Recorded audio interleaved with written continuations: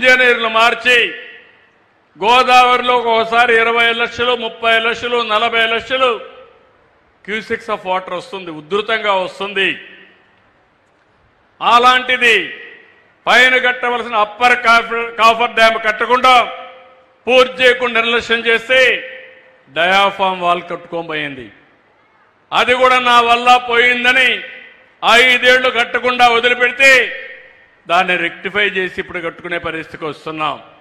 అంటే చేసిన తప్పును వేరే వాళ్ళపైన నెట్టడం ధర్మమా అని మిమ్మల్ని అడుగుతున్నా. ఇలాంటి వాళ్ళు రాజకీయాలకు కావాలని మిమ్మల్ని అడుగుతున్నా. ఎన్నికల ముందు మీరందరూ గుర్తుపెట్టుకోండి, మేము ఇంటింటికి పోయి ఆ రోజు ఉన్నటువంటి వాలంటీర్లంతా ప్రచారం చేస్తా ఉంటే వాలంటీర్లు లేకుండా పింఛన్లు ఇమ్మన్నాం.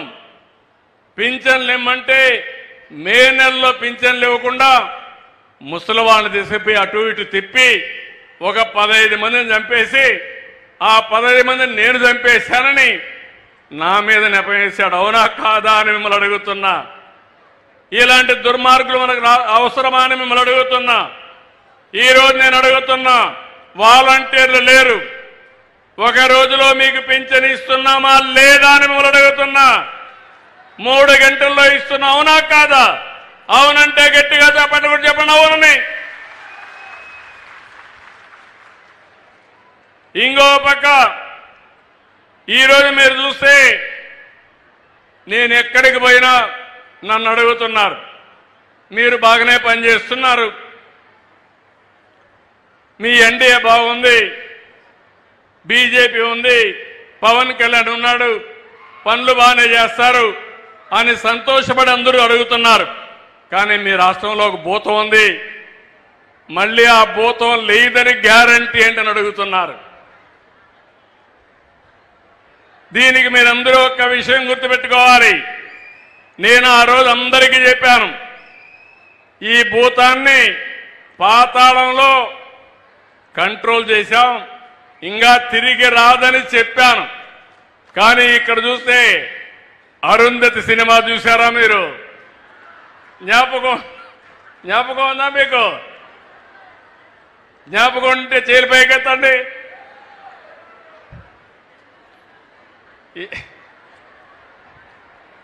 ఓకే, ఏంటి డైలాగు?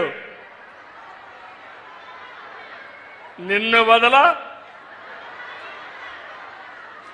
మీరే చెప్తే బాగుంటుంది.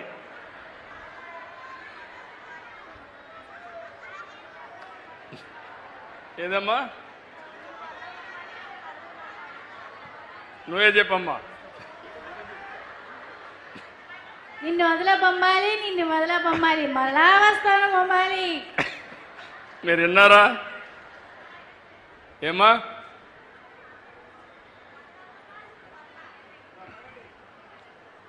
ఆ అమ్మాయికి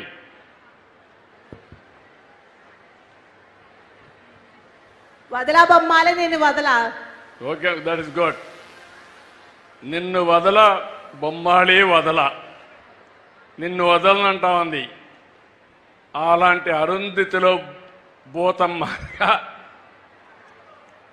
మళ్ళీ మీరు చూస్తే ఈ భూతం మళ్ళా పైకి వస్తా ఉంది. మొన్న సింగయ్య మీరు చూసుంటారు, నేనే సీఎం, కార్ డ్రైవర్ కూడా గవర్నమెంట్ డ్రైవరే, పోలీసు కూడా సెక్యూరిటీ అంతా పోలీసులంతా గవర్నమెంట్ వాళ్లే. అందరూ వెళ్ళారు. వెళితే వీళ్ళు ఇష్ట ప్రకారం తొక్కించుకుంటూ పోతే ఒక అతను వాళ్ళ కార్యకర్తే కారు కింద పడ్డాడు.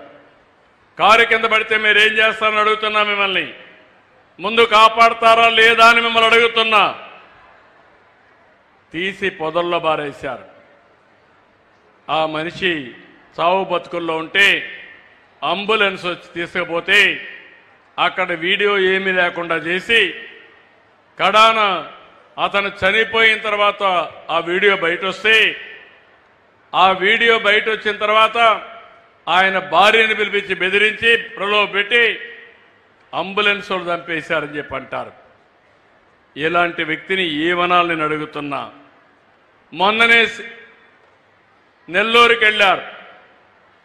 నెల్లూరుకి వెళ్ళి అక్కడ మనుషులు రాకపోతే బంగారుపాలెంలో వచ్చిన మనుషుల యొక్క ఫోటో పెట్టి మార్ఫింగ్ పెట్టి ఆ ఫోటో ఇచ్చి ప్రచారం చేసుకునే పరిస్థితికి వచ్చారు.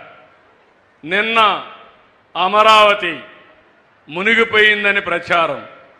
మొన్నటి వరకు అమరావతికి డబ్బు ఇవ్వద్దని అందరికీ లెటర్లు పెట్టి ఇది అమరావతిలో జరుగుతుంది, గవర్నమెంట్ ఆఫ్ ఇండియా 15,000 కోట్ల రూపాయలు డబ్బులు శాంక్షన్ చేస్తే నిధులు లేకుండా అడ్డం పడ్డారు. నిన్న మళ్లీ మునిగిపోతుందని ఫేక్ ప్రచారం చేసే పరిస్థితి వచ్చింది. నేను ఒకటే చెప్తున్నా, అమరావతి మునగలేదు, మునిగిపోయింది మీ పార్టీ. భవిష్యత్తులో పైకి రాకుండా భూస్థాపితం కాబోయేది మీ పార్టీ గాని అమరావతి కాదు.